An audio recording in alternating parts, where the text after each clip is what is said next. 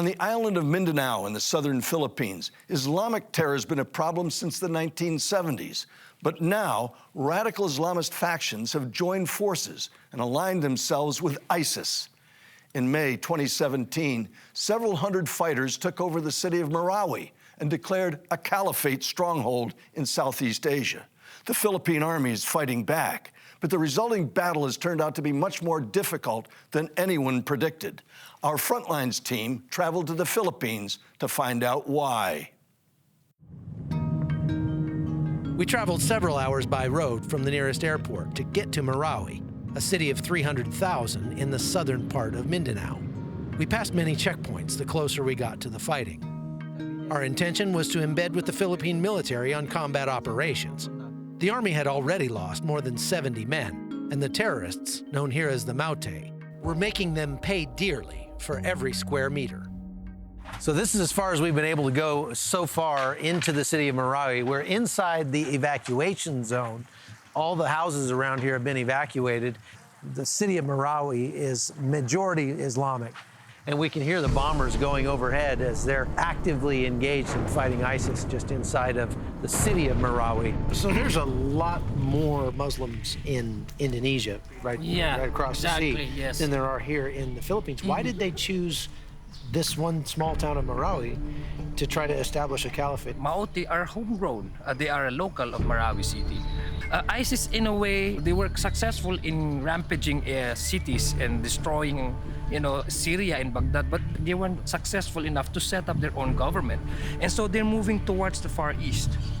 And I think Philippines having sympathizers in the Philippines, they already had. And also because of the social injustice that is brewing on for quite some time. It's a perfect recipe. You have an additional manpower already set up in the area.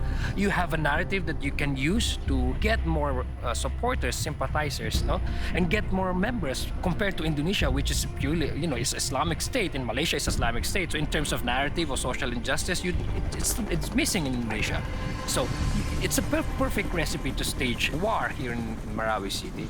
I'm standing on a rooftop just about 2 kilometers from the front line down in the old city of Marawi, and it's evident from the volume of fire we're hearing down there and the number of explosions that the Philippine Army is trying to end this thing sooner rather than later. There's still a couple hundred ISIS troops that are holding out to the end down there, and it's evident from what we're hearing they are not going down without a fight. Okay. This is no joke. We're 2 kilometers from the front lines, and just as I finished that stand-up, we had about 3 rounds come in, close enough that they hit the rooftop right beside me over there. It is apparent that perhaps somebody is actually targeting us on this rooftop. I thought we were far enough away from the combat to keep that from happening, but maybe not. Maybe we should have worn our body armor after all. Incoming fire has a very recognizable sound. So when we heard the zip of a near miss, we both knew we'd made a mistake standing on this rooftop. One thing about doing this job, you gotta know when to duck. Because of the terrain, these are buildings, houses that are like 5, 6, 7 stories high, and there are a lot of windows around, so the snipers could be anywhere. They have a very good hiding position and they can transfer very fast. Our unit is really challenged to locate this. Being located, we have counter snipers. We also request regularly the artillery fires, and then we use the mortars to go after these buildings. But very hard for these buildings, reinforced buildings.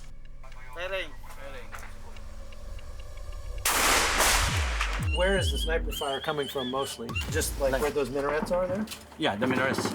Those are the sniper fires. Okay. We're now just about 200 meters from the ISIS positions, right through here where the smoke is, and we're on a balcony of a house.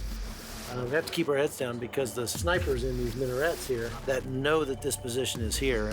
We're watching as Philippine bombers come in and drop 110-pound munitions on those positions and try to root them out without hitting the minarets, unfortunately, of the mosques where the snipers are. An area because of those snipers. There's no cover or concealment right there. Just a little short place that we probably shouldn't walk across. The terrorists have in place thousands of improvised explosive devices throughout the city, just like we experienced in the fight for Mosul. It makes clearing these buildings a slow and dangerous job.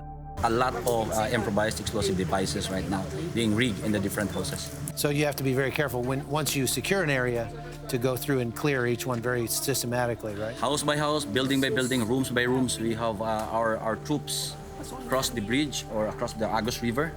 They're doing it, that's that thing slowing them. In the process of clearing this house, they found 2 kilos of the poor man's cocaine, the methamphetamine. Oh, right? meth, yeah. Yes, That's meth. what they're using to stay Yeah, hopped yeah. up, right? 2 kilos was found in this house. We've heard that they're using the human shields as slaves to help reinforce them further. That is the report, and based on our interview, because our unit is the one directly in front of the 2 bridges. The first and the second bridges, these are the access of the civilians coming out. There are 2 types, those ones that are being negotiated to come out, and those that escape. Some of these people are being used as decoys. They are really forced to cross, and in the moment we are exposed, they take shots on us. It happened a lot of time, so we have to wait for them to have a covered position for these people before we meet them. So we've just gone and picked up 3 people who escaped across the bridge from the ISIS positions to friendly forces over here on this side of the river. And we've brought them to a little processing center because they have to check and make sure that they're not actually bad guys and figure out where they need to go and what they need to do now. And the very interesting thing about this group is that they're Catholics who were trapped and were made to work, were made to help those ISIS fighters. They're also giving reports of young boys being made to pick up arms and fight for ISIS. The other day, they said that women are being taken as wives of these terrorist groups. The men are forced to take up arms. Even young boys, right? 16 years old, just the other day. They told us that at first they were hesitant, but 2 friends were killed in front of them, so they were forced. You've served in southern Philippines before, you said. Yes, for 10 years, and the tactics has changed over time. Before they occupied a camp or a jungle. Now they are trying to occupy big cities. Before they won't occupy the mosque, the places of worship. Now they're occupying the places of worship. Before they take only a few hostages, but now it's 100, 200 hostages they're taking. Can you explain to me the scope of the humanitarian crisis that this has created? We're focusing our efforts on the relief operations that we do every day. We are feeding more than 286,000 IDPs, internally displaced persons. And we also do rescue efforts, especially those trapped residents that are still within the encounter area.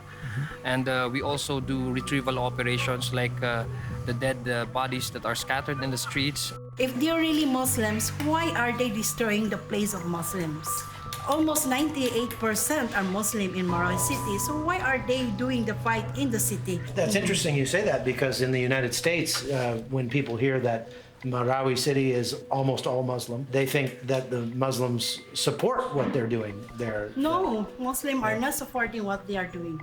No one support them. In fact, all Muslim, all people living in this Marawi city are peace-loving people. We don't support any group, like they call them multi-group. We don't support them. Marawi city. Yes. Now, Sad. Mostly of these people, they will go back with nothing. Their homes are nothing. you don't support anything that they No. do. The Philippine army is trying very hard to finish them. What are your hopes for them? We're hoping they are doing what he can do as far as finish this war. Yeah.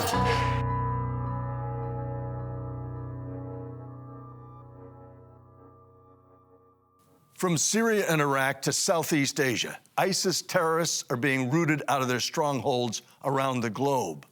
But their recruiting efforts are still very effective. The threat they pose means the United States and our allies cannot afford to relent. Here at NRATV, our team will continue to go into harm's way to bring you the truth wherever it takes us.